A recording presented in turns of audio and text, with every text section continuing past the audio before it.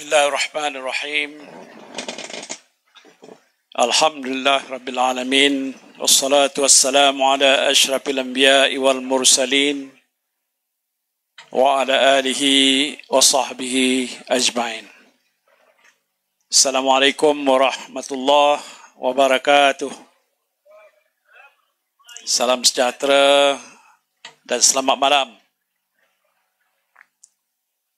Saudara pengurusi majlis Yang Berhormat Datuk Tuan Ibrahim, Tuan Man, Timbalan Presiden PAS, Datuk Saifuddin Abdullah, Pengurusi Perikatan Nasional Pahang, Datuk Syahidan Kasim, Ahli Parlimen Arau, ahli-ahli yang berhormat, pimpinan Perikatan Nasional Negeri Pahang, pemimpin masyarakat,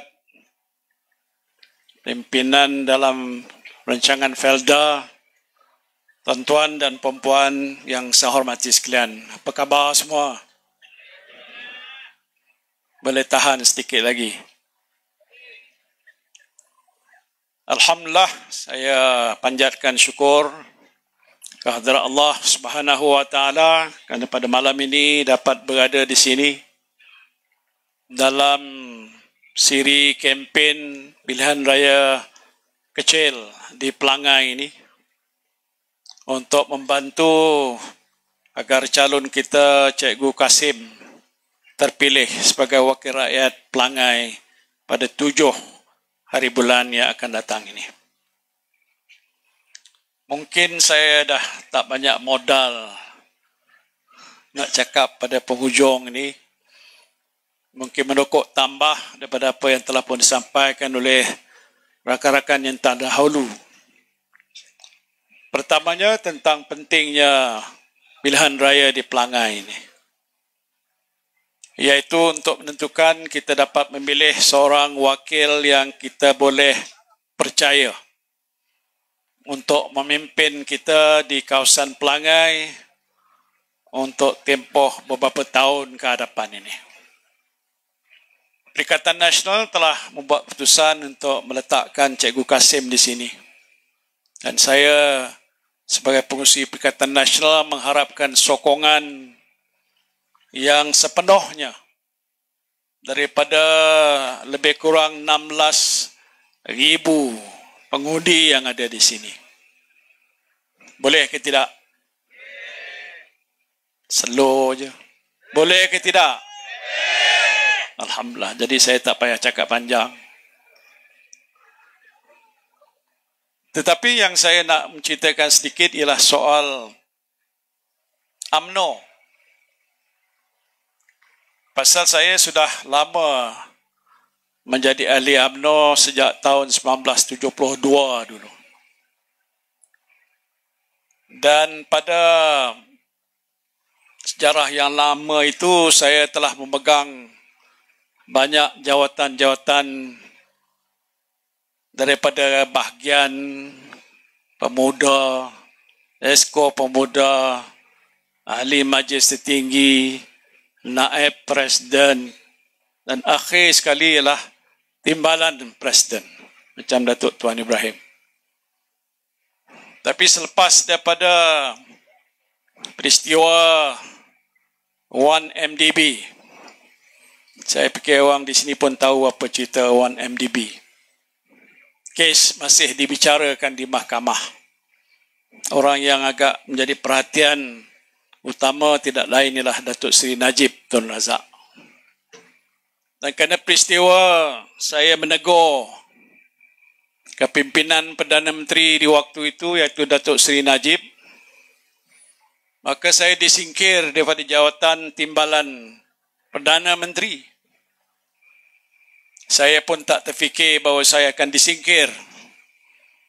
Tetapi kerana isu 1MDB ini satu isu besar yang hari ini jelas terbukti apa yang saya sebutkan itu nyata betul, yang melibatkan dana kerajaan dan lain-lain lagi berpuluh-puluh bilion Waktu itu saya menjadi timbalan Presiden UMNO dan juga timbalan Perdana Menteri. Tetapi ini kerana suatu angkara yang saya fikir adalah suatu perbuatan salah laku yang tidak betul, yang boleh membawa musibah kepada negara. Saya tidak memikir soal jawatan saya kerana menjadi kewajipan saya untuk menegur kepada kepimpinan yang ada waktu itu, iaitu Perdana Menteri Datuk Seri Najib, bahawa hal seperti ini tidak harus dilakukan. Oleh sebab itu, saya berhadapan dengan masalah. Bila saja saya disingkirkan daripada jawatan timbalan Perdana Menteri, esoknya ada mesyuarat Majlis Tertinggi UMNO, saya tak tahu siapa di sini ada dalam Majlis Tertinggi, buat keputusan untuk memecat saya selaku timbalan Presiden UMNO. Saya nak ceritakan itu bukan apa, ialah kerana yang kita tandingi di sini, yang lawan calon kita ini ialah UMNO. Yang saya nak cerita ini bukan nak condemn UMNO, kerana saya pernah menjadi ahli berpuluh tahun. Awal-awal lagi tidak ada cerita tentang soal apa kecuali keyakinan saya dan ramai ahli-ahli UMNO di waktu itu ialah inilah sebenarnya satu-satunya parti politik Melayu Islam yang berjuang hingga mencapai kemerdekaan, yang kita yakin dan percaya boleh membela nasib orang-orang Melayu dan Islam dalam negara kita. Itu asas perjuangan awal-awal lagi yang menjadi teras kepada kepercayaan kita untuk mendukung UMNO.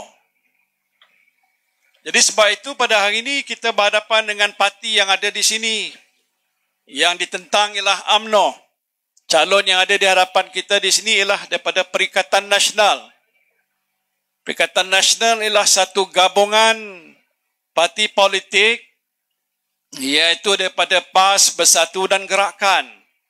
Yang paling utama ialah PAS dan Bersatu, iaitu Parti Melayu Islam yang hari ini sudah pun diiktiraf sebagai gabungan parti politik Melayu yang terbesar di negara kita. Alhamdulillah.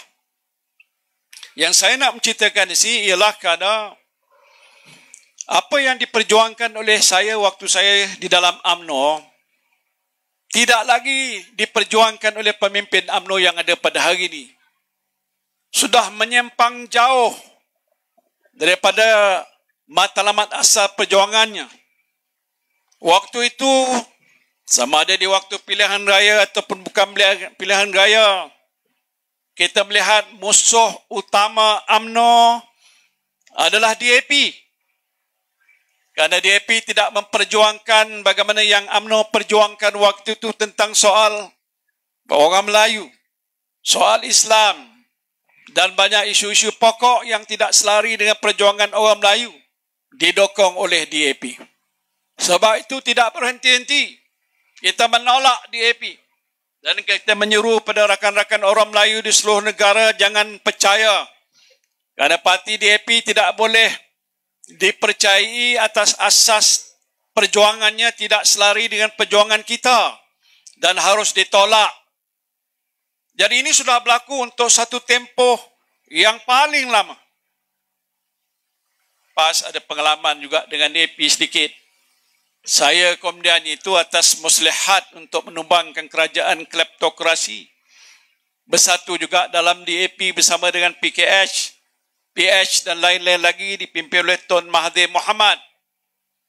Tapi itu hanya dalam satu tempoh yang agak singkat. Kerana kita berdepan dengan satu situasi yang agak cukup tidak baik bagi negara. Soal kleptokrasi, soal rasuah yang berleluasa, soal 1MDB dan pelbagai-bagai yang lain yang tak harus kita biarkan. Tapi itu sudah pun berlalu. Cuma pada waktu ini kalau saya nak sebutkan, situasi UMNO sekarang tidak seperti dahulu. Jadi kalau ada dalam pilihan raya ini adalah calon yang bertanding atas nama UMNO, UMNO yang bertanding hari ini sudah bersama dengan DAP. Dan kalau saya sebutkan sejak awal dulu, DAP bukan merupakan sebuah gabungan parti politik yang mendukung perjuangan orang Melayu. Sebahagian besarnya lah mendukung sikap chauvinisme orang Cina yang seharusnya tidak menjadi satu rakan dalam perjuangan. Tapi hari ini sudah berubah. Kalau saudara yang ingat dalam sejarah UMNO, sudah banyak keputusan dibuat. Tidaklah wajar supaya pemimpin UMNO pada waktu itu dan sehingga ke hari ini menerima Datuk Seri Anwar Ibrahim. Jangan terima DAP, no Anwar, no DAP, berulang-ulang kali dalam Perhimpunan Agung UMNO, dalam mesyuarat Majlis Tertinggi UMNO. Tapi hal itu tidak dihormati oleh pemimpin UMNO pada hari ini, iaitu Datuk Seri Zahid Hamidi. Saya bangkitkan soal ini bukan kerana apa, bukan langsung iri hati, untuk mengingatkan pada kawan-kawan saya yang masih tegak berdiri bersama-sama dengan UMNO, bahawa walaupun saudara berada dalam UMNO, tetapi kerana pilihan raya di Pelangai ini, saudara sewajarnya tidak menyokong calon UMNO, tetapi menyokong calon Perikatan Nasional. Apa hukum? Harus. Apa hukum? Nanti adalah keluar dalam TikTok, besok polis panggil saya. Dia kata saya keluarkan fatwa macam di Pulai. Bukan saya keluarkan fatwa, saya bertanya saja begitu. Kerana keadaan sudah jauh berbeza, macam langit dengan bumi. Dan oleh sebab itu dalam situasi keadaan yang ada pada hari ini, sewajarnya orang-orang yang Melayu sedar.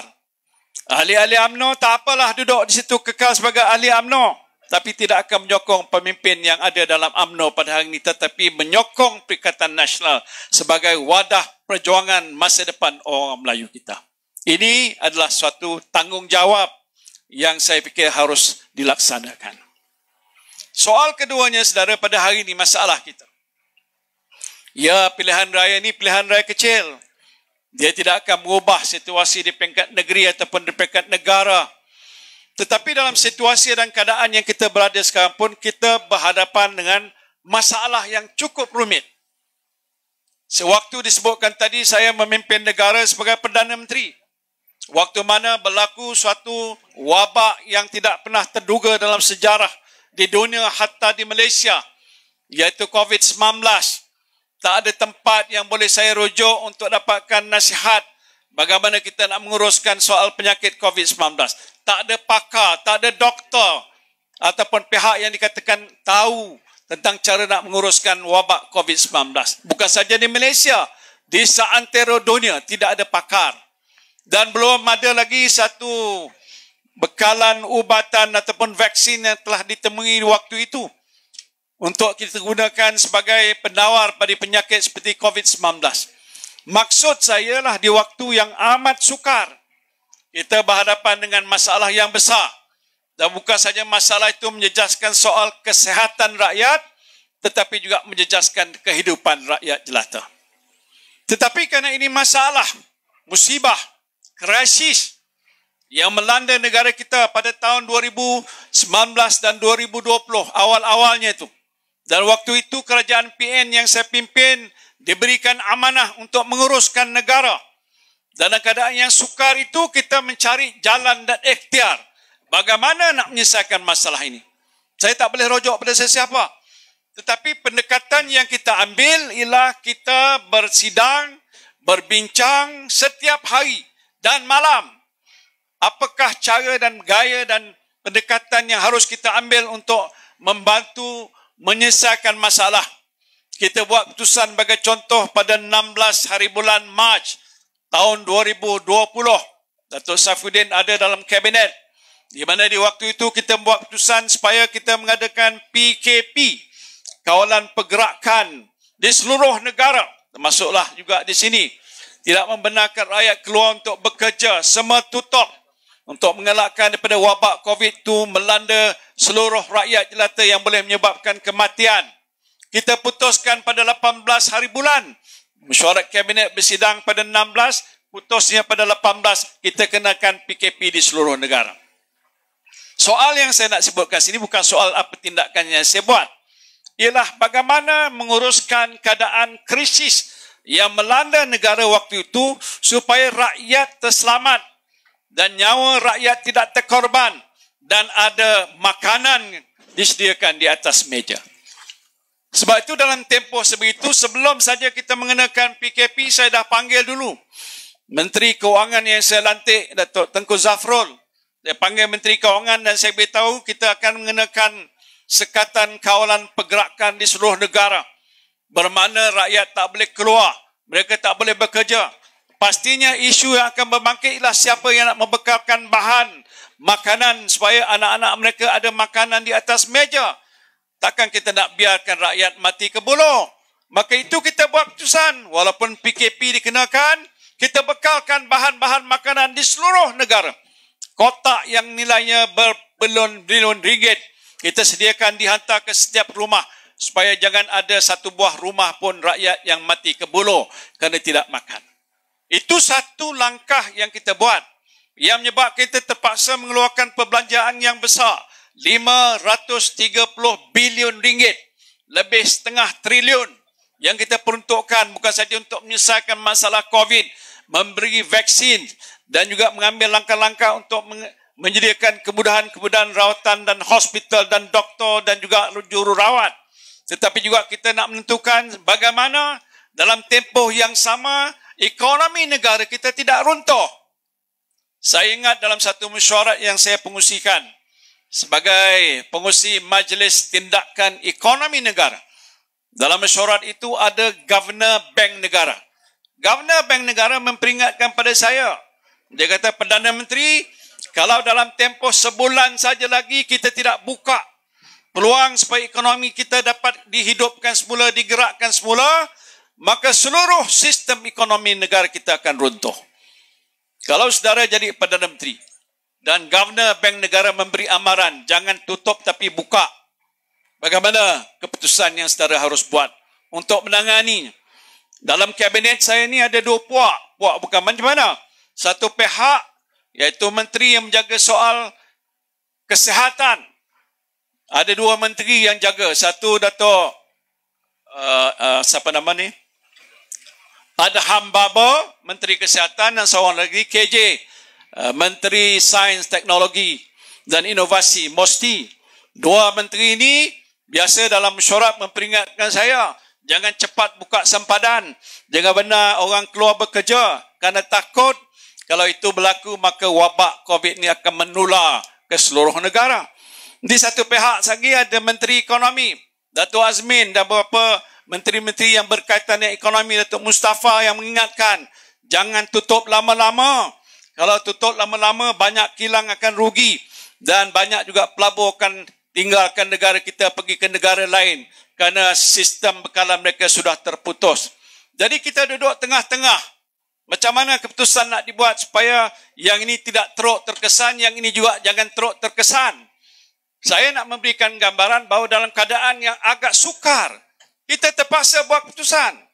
Dan akhirnya nampaknya keputusan kita itu berkesan. Hari ini World Health Organization, Pertubuhan Kesihatan Dunia, iktiraf bahawa Malaysia adalah antara negara yang paling berjaya menguruskan COVID-19 sejak beberapa tahun yang lepas. World Bank ataupun Bank Dunia memberikan pengiktirafan bahawa dalam keadaan yang sukar, Malaysia telah dapat memulihkan ekonomi, menyampaikan bantuan pada rakyat dalam tempoh yang segera. Belum selesai satu bantuan, besoknya datang lagi satu bantuan, datang lagi satu bantuan. Dan antara bantuan yang juga kita berikan ialah kepada mereka-mereka di rancangan tanah Felda.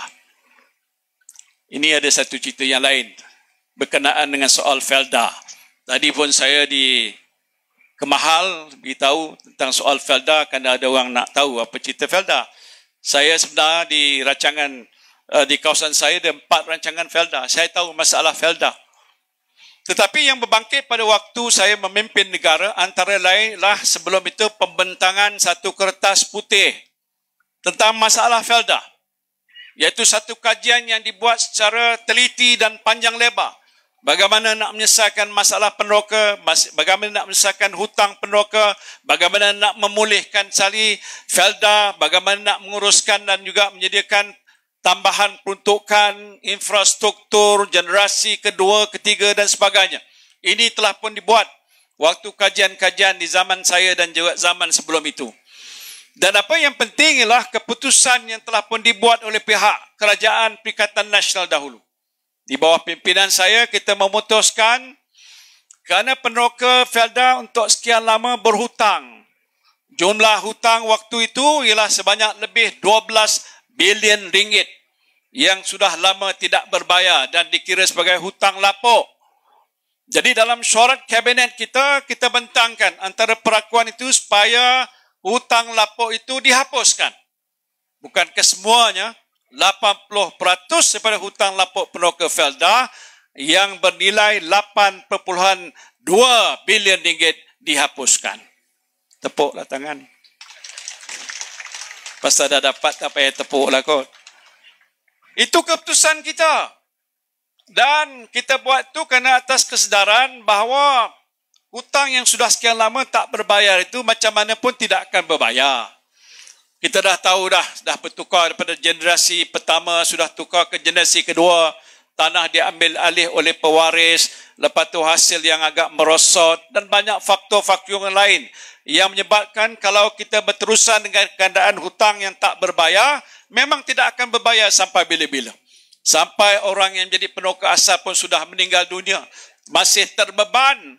Tak tahulah sama ditanya waktu sudah meninggal sama ada hutang sudah bayar atau tidak. Saya tak nak berita soal itu. Tapi ini satu daripada perkara yang agak merondong nasib peneroka Felda di seluruh negara. Oleh sebab itu kita buat keputusan, kita hapuskan 8.2 bilion. Dan itu telah pun dilaksanakan. Tetapi bukan setakat kita menghapuskan hutang lapuk peneroka, kita memikirkan juga berdasarkan pada perakuan yang telah dibuat berkenaan kedudukan Felda. Bagaimana Felda ini nak disusun balik, ditadbir semula, diatur semula supaya hasil pengeluarannya dapat meningkat. Masalah FGV di mana peneroka Felda memiliki saham di situ yang sudah merosot dan penguasaan waktu itu hanya lebih kurang 30% daripada equity FGV dipegang oleh peneroka Felda. Maka selepas daripada itu kita ambil langkah untuk peneroka Felda memiliki semula lebih 80% nilai saham FGV. Itu ada keputusan dan telah pun kita laksanakan. Selain daripada itu ialah kita menyediakan satu jumlah menerusi pengeluaran apa yang disebut sebagai sukuk bond, iaitu satu pinjaman yang dijamin oleh kerajaan yang diperlukan oleh Felda yang kita sebutkan sebagai sukuk bond. Ya, dan ini dibuat ialah untuk membolehkan Felda memperolehi dana untuk digunakan supaya pengurusan Felda dapat memajukan Felda, hasil pengeluarannya boleh meningkat dan lain-lain perkara boleh diselesaikan. Itu jumlahnya ialah 9.9 bilion ringgit. 9.9 bilion ringgit. Dan waktu saya, kita telah bersetuju dalam Jemaah Menteri supaya peruntukan sejumlah itu dan pinjaman sukuk bond itu dapat kita laksanakan dan telah pun dilaksanakan. Saya tidak nak bangkitkan apa isu yang telah bangkit antara saya dengan Datuk Seri Anwar Ibrahim, Perdana Menteri. Tetapi beliau yang bangkitkan. Bila beliau buat kenyataan baru-baru ini menyatakan bahawa sebenarnya bukan Muhyiddin yang menyelesaikan masalah hutang peneroka, saya Anwar Ibrahim yang menyelesaikan masalah. Muhyiddin dia pandai cakap saja. Saya bila dengar kenyataan Perdana Menteri itu, saya kata, apa pasal pula ni, terbiat ke dia? Atau sengaja dia buat? Ataupun dia yakin bahawa sebenarnya saya tak membantu. Yang membantu menyelesaikan masalah itu adalah beliau sendiri. Jadi oleh sebab itu, saya mencari jalan untuk mendapatkan maklumat. Dan saya dah dapat kenyataan yang benar. Bila disiasat, macam disebutkan tadi, saya tanya dengan Tan Sri Idris Jusoh, kawan lama saya, bekas menteri juga, yang saya lantik waktu itu menjadi pengurusi Felda. Saya tanya, Idris, ini yang telah disebut oleh Anwar Ibrahim, kata dia selesaikan masalah hutang. Betulkah? Tidak. Itu waktu kita dulu, Tan Sri kita yang selesaikan masalah. Habis dia kata gitu, entah macam mana dia dapat maklumat itu. Tentu sebagai Perdana Menteri, dia ada orang yang akan memaklumkan pada dia. Dia tak tahu ke? Tak faham ke?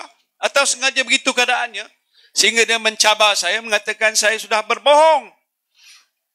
Kalau Tuan dah dicabar sebagai berbohong, macam saya dah kena fitnah, saya tak boleh buat diam diri. Saya terpaksa mengambil tindakan undang-undang. Saya saman Anwar Ibrahim. Setuju tak? Yalah, setujulah. Pasal nak membuktikan saya tidak melakukan perkara yang disebut oleh Anwar Ibrahim. Lepas tu dia cabar saya. Dia saman saya pula. Macam mana tu? Itu hak dia lah. Masih ada di mahkamah, belum ditetapkan bila nak bicarakan. Tak apalah. Soal pokoknya sebenarnya ia dah selesai. Saya banyak kawan-kawan saya yang jadi peneroka. Ada juga ahli bersatu, ketua bersatu bahagian Senai. Saya biasa sebut nama dia, dia suka disebut nama dia.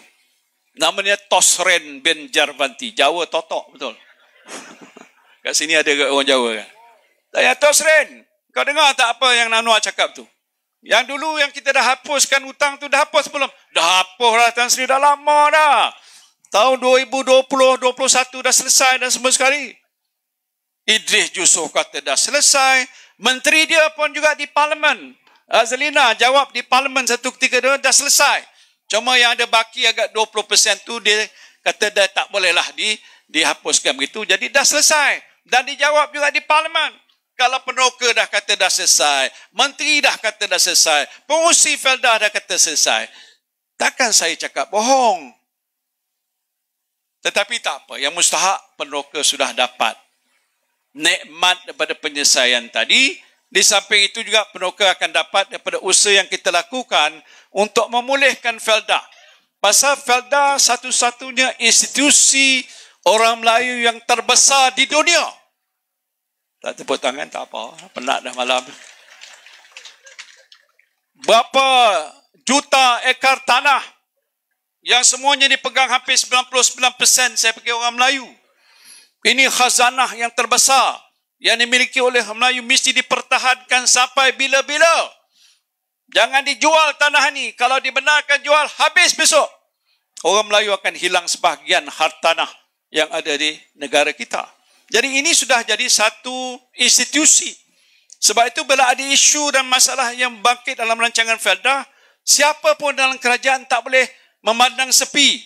Tak boleh membiarkan kerana akan terjejas nasib lebih kurang 1 juta. Kalau tak silap saya keluarga yang ada dalam rancangan tanah Felda. Jadi penting kita cari jalan untuk menyelesaikan. Dan saya fikir di waktu Perikatan Nasional mentadbirkan negara, kita sudah mainkan peranan untuk membantu supaya situasi dan keadaan Felda akan bertambah baik. Sudah mula bertambah baik.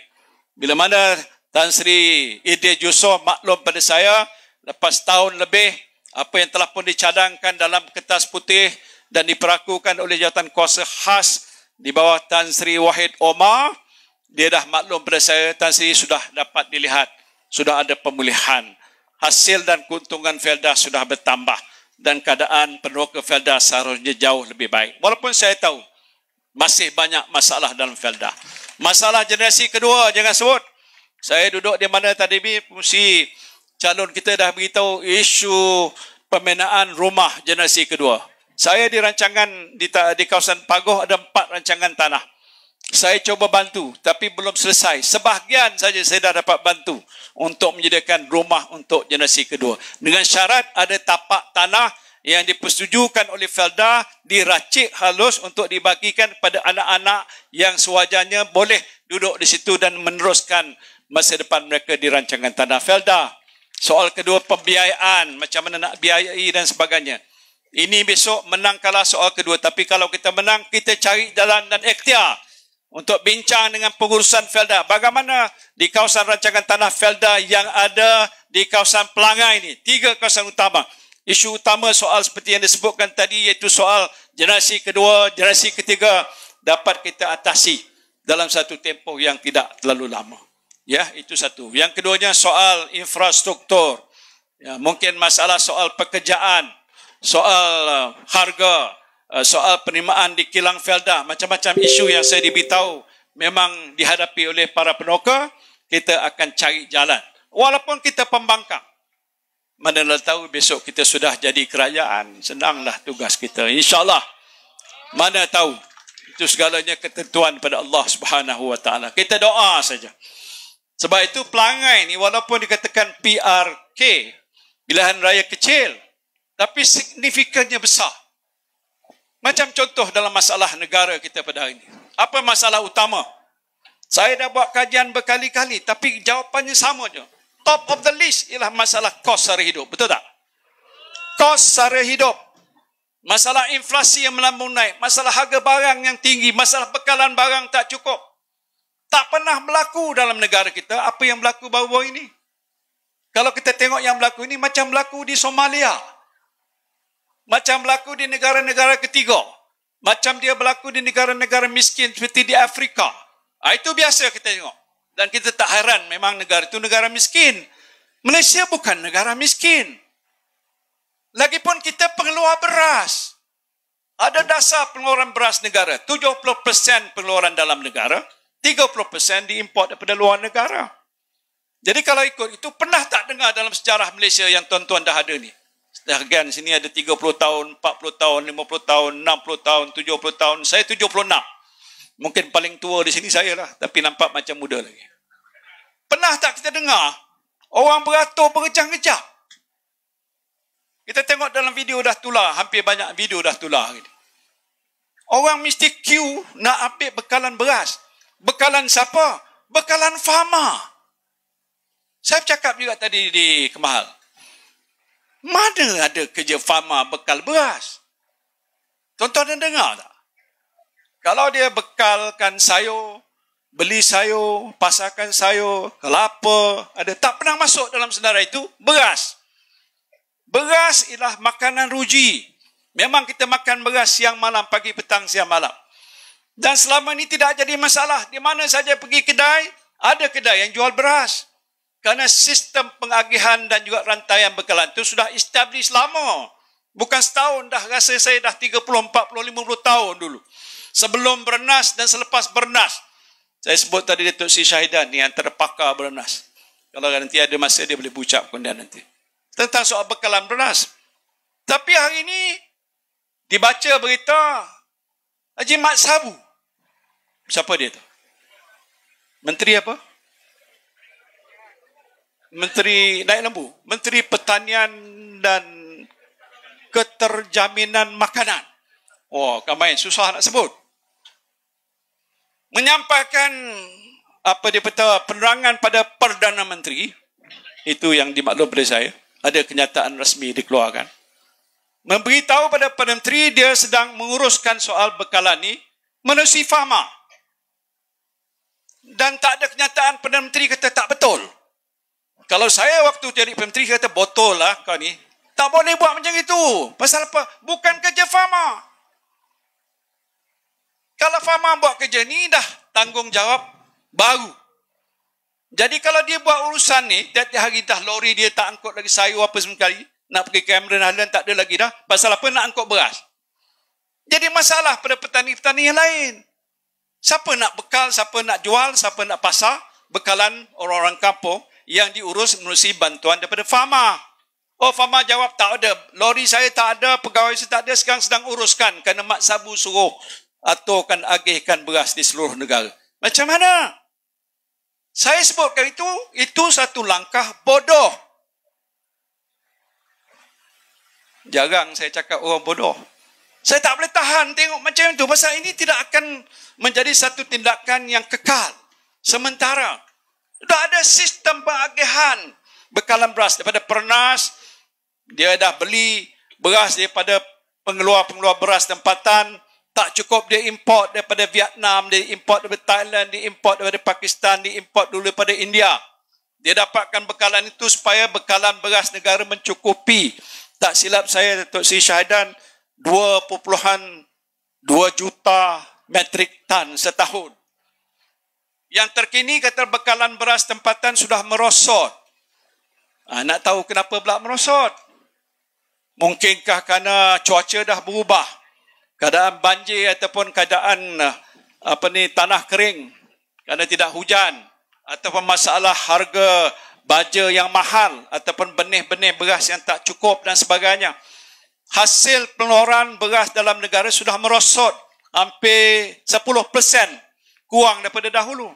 Jadi persoalan yang ini patut Mat Sabu tengok. Pasal dia Menteri Pertanian. Pergilah turun kat Kedah tu, tanya orang Kedah jumpa Menteri Besar, ni macam mana nak buat? Kawasan tanah untuk tanaman padi sudah ada. Dah diusahakan berpuluh-puluh tahun. Kenapa hasil merosot? Ambil tindakan. Kerana soal tanaman beras ni bukan nak tunggu sampai 10 tahun tanam musang king. Untuk beras ni mungkin dalam masa tempoh beberapa bulan tanaman beras. Daripada benih sampai ke jadi hasil, mungkin 5-6 bulan saja. 3 bulan saja. Dapat 1 hektar 5-6 tan. Dan kalau itu dapat usahakan mungkin akan meningkat dalam satu musim kehadapan. Tak payah nak tunggu sampai 2-3 tahun. Kenapa tak dibuat begitu? Tak ada juga kenyataan dijelaskan bahawa ini langkah akan diambil.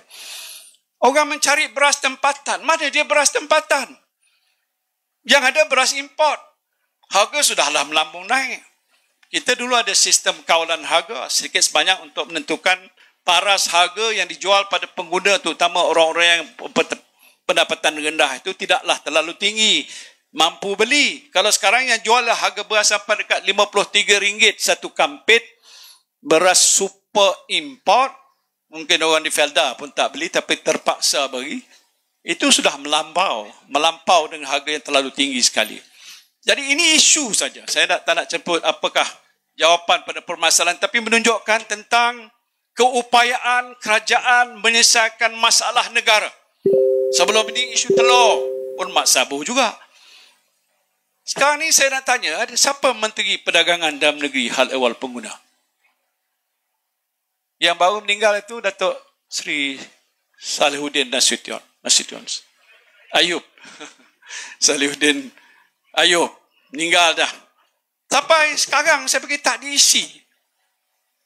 Rasa saya lah, Datuk Tuan Ibrahim. Jawatan menteri itu tak diisi. Ini krisis. Takkan PM nak memangku jawatan tu? Lantik kalau banyak lagi ahli-ahli parlimen yang dipikir layak sesuai. Kosong jawatan tu tak diisi. Pilihan raya dah selesai dah. Dipulai. Dia juga di Sepang Jeram. Dah ada wakil rakyat. Tak tahu wakil rakyat itu nak lantik. Tapi tak diisi. Ini bukan pandangan saya biasa saja. Tapi kalau jawatan yang ada penting, di mana keadaan negara berhadapan dengan suatu krisis, menteri yang bertanggungjawab tidak ada di situ untuk menyelesaikan masalah. Takkan serah pada menteri lain memangku jawatan. Boleh.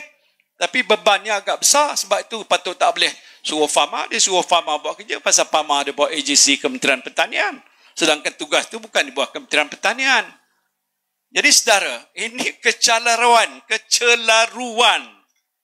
masalah yang sedang negara hadapi. Ini satu bahagian kecil daripada banyak masalah yang lain. Last sekali sebelum sampai tempoh jam 12. Cerita sedikit pasal Perdana Menteri melawat ke Amerika Syarikat. Pergi United Nations. Tak apalah dia menyampaikan ucapan. Kalau nak kirakan yang ramai kat sana dengar, saya fikir yang ada dekat majlis ini lebih ramai lagi. Tahniah lah. Terima kasih tuan-tuan. Pasal saya datang ke sini agaknya. Tapi yang agak luar biasanya, dia diberikan peluang diwawancara oleh wartawan antarabangsa, wanita. Dia ada dua, satu Christian Amanpour, itu satu. Yang ini bukan, ini lain. Soal yang diberikan agak taklah susah sangat.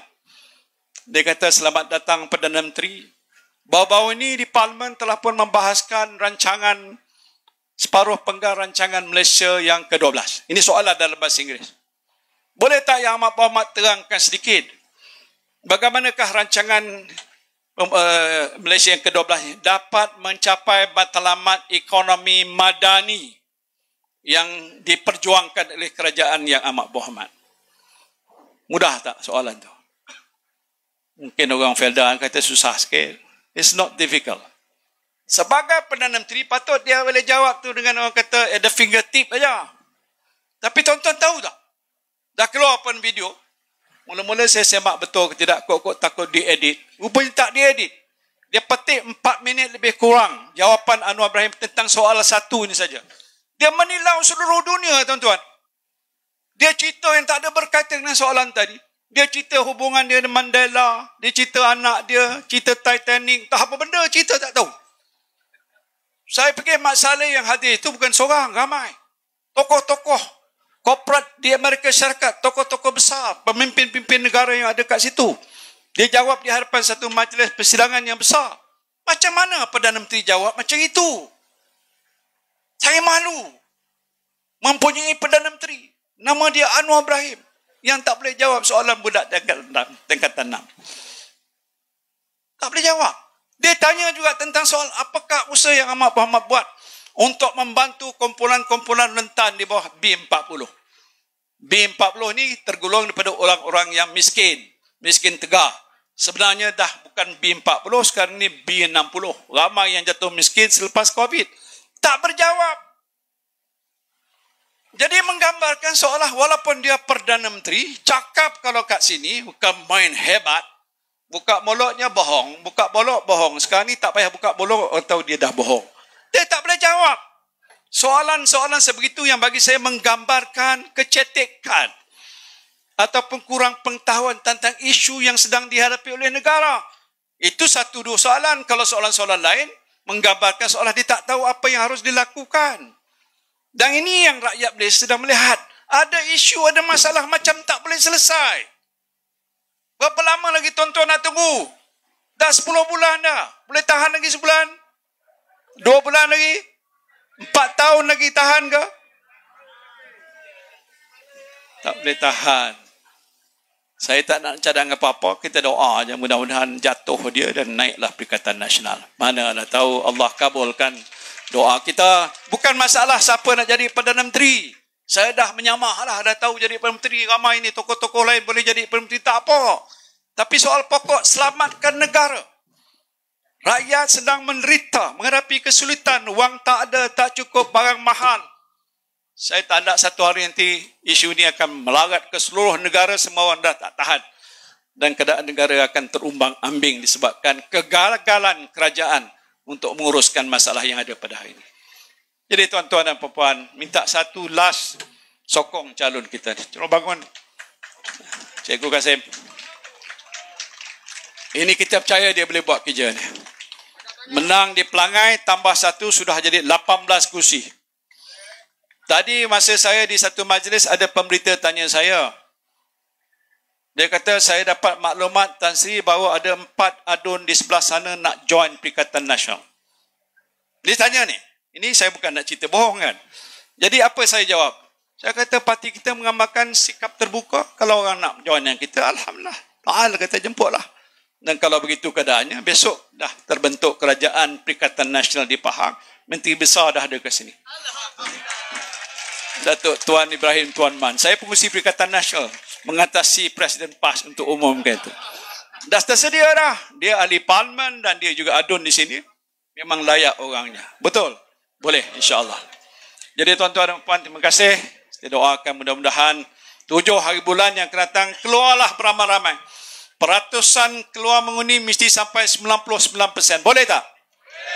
Saya jamin kalau 99% keluar ataupun kalau tidak pun 90% Melayu keluar, maka calon kita akan beroleh kemenangan yang besar pada 7 hari bulan yang akan datang. Terima kasih. Wabillahi taufiq wal hidayah. Assalamualaikum warahmatullahi wabarakatuh. Perikatan Nasional. Perikatan Nasional. Perikatan Takbir. Takbir. Takbir. Terima kasih.